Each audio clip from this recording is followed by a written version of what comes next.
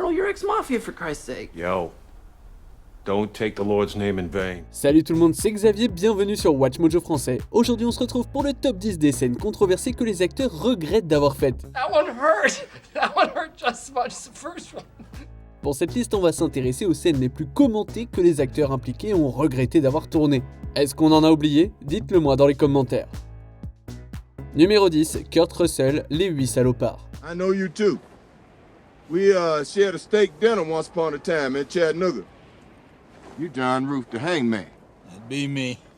Dans le film Les 8 salopards, sorti en 2015, Jennifer Jason Leigh ne savait pas jouer de la guitare. Mais lorsqu'on lui a demandé d'en jouer pour une scène, elle a appris sur une guitare vintage du 19e siècle qui leur avait été prêtée par le Pennsylvania Martin Guitar Museum.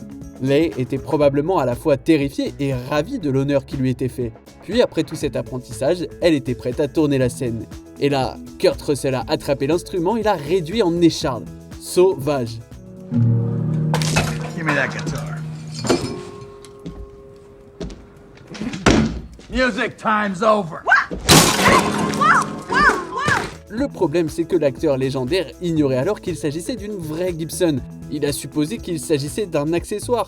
Au lieu de ça, Russell a détruit un morceau d'histoire musicale d'une valeur de 40 000 $.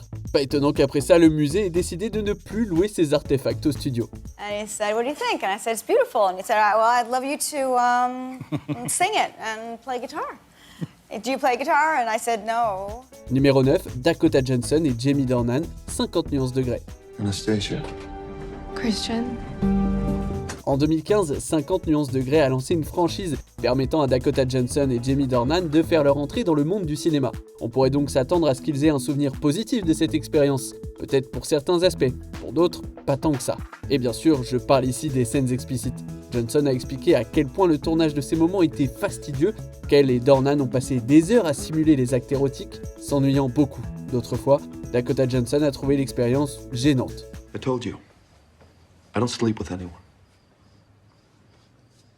Can we negotiate? Dornan a également décrit le tournage de ces scènes comme étant inconfortable et a dû s'excuser régulièrement auprès de Dakota Johnson.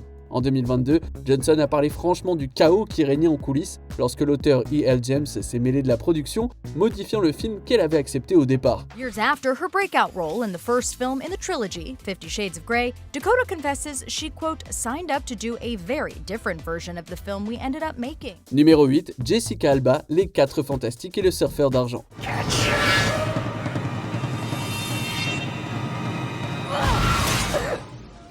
Cette scène n'est pas controversée au sens classique de ce que l'on voit à l'écran. Il s'agit plutôt d'une situation terrible qui s'est déroulée en coulisses et qui a failli pousser l'actrice Jessica Alba à quitter l'industrie. Lors du tournage du film Les 4 Fantastiques et le surfeur d'argent en 2007, Sue Storm, incarnée par Jessica Alba, a été mortellement poignardée et a vécu des moments intenses avec sa famille avant de s'éteindre.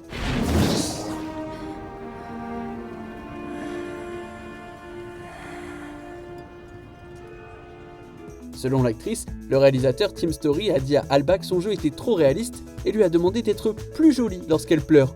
Bonjour la misogynie. Story lui a même demandé de faire un visage neutre pour qu'il puisse ajouter des larmes par image de synthèse. Ouais, voilà le rêve de tout acteur. Ne pas jouer et laisser l'ordinateur le faire.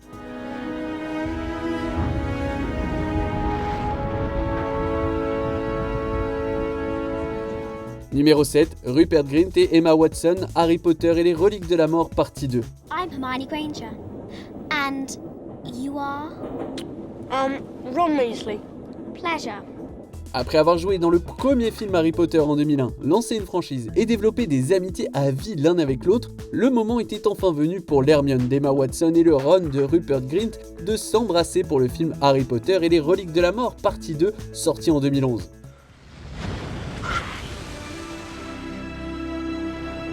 Et les deux acteurs ont détesté ça.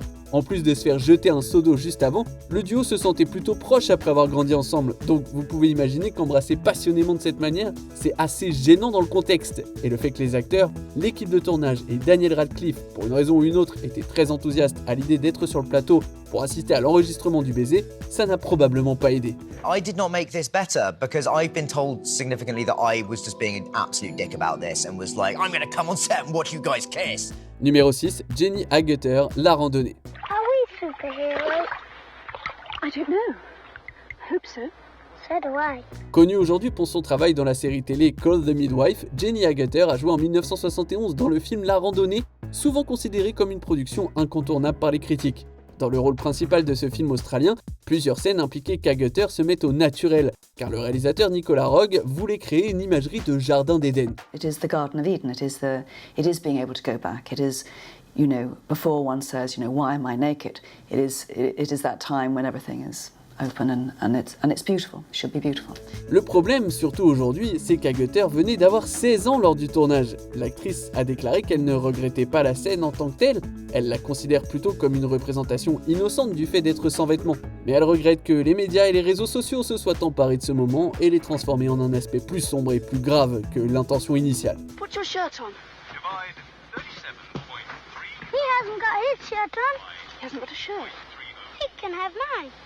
Numéro 5, Seth Rogen, 40 ans toujours puceau. You know how I know you're gay? How do you know I'm gay? Because you macrameed yourself a pair of jean shorts. Ces dernières années, Seth Rogen a probablement regretté quelques films, notamment ceux impliquant le controversé James Franco.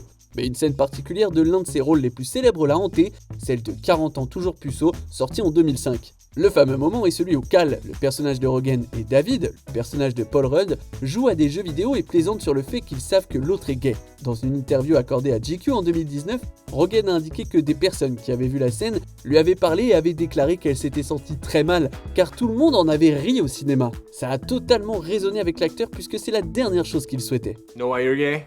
Because you like Asia. You guys cool it with the gay. Numéro 4, George Reeves, Superman et les nains de l'enfer. Don't even try to get in there, Benson.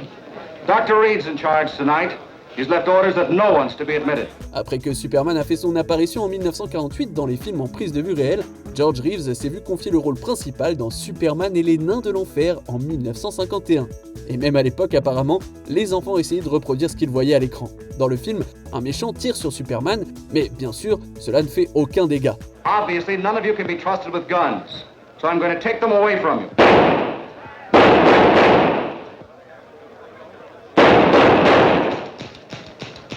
Selon la légende, alors que Reeves effectuait des travaux promotionnels, un garçon s'est approché de lui avec une arme à feu chargée pour voir s'il était à l'épreuve des balles. Heureusement, l'acteur a réussi à dissuader l'enfant de faire l'expérience en affirmant que la balle aurait rebondi sur lui mais aurait blessé les personnes autour de lui. Reeves a ensuite lancé une campagne pour la sécurité des armes à feu afin de s'assurer que cela ne se reproduise plus.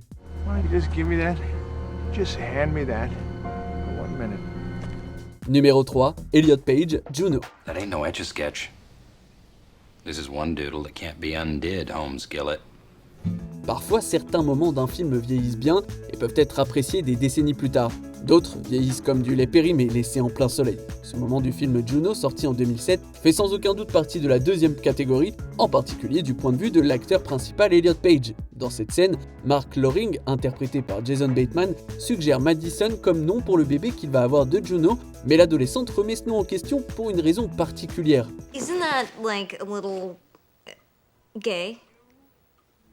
Page a déclaré dans des interviews que ce commentaire n'avait pas été pris en compte à l'époque. Mais en repensant à ce film et à d'autres qu'il a aimés, il s'est rendu compte que nombre d'entre eux étaient truffés d'homophobie, de transphobie et de biphobie. Page aspirait à mieux. Depuis, lorsqu'il a fait des lectures du scénario pour Juno, Elliot Page a sauté cette ligne inappropriée. You're mad. Why are you mad? I'm mad. I'm in a great mood. Numéro 2, Jim Carrey, Kick-Ass 2. Okay, well, when I found you guys online, you were all swapping these awesome origin stories. I mean, Colonel, you're ex-mafia for Christ's sake. Yo, don't take the Lord's name in vain. Dans la lignée de son prédécesseur, Kick-Ass 2, sorti en 2013, est un film d'action qui pousse la violence à son paroxysme. Et pour certains, c'était trop, y compris pour l'une des stars du film, Jim Carrey. Dans le rôle de Sal Bertolini, également connu sous le nom de Colonel Stars and Stripes, le justicier à la batte, il a joué des scènes assez intenses, en particulier sa mort des mains de Mother Russia. This is how you thought you'd die, Sal? Dressed like an idiot?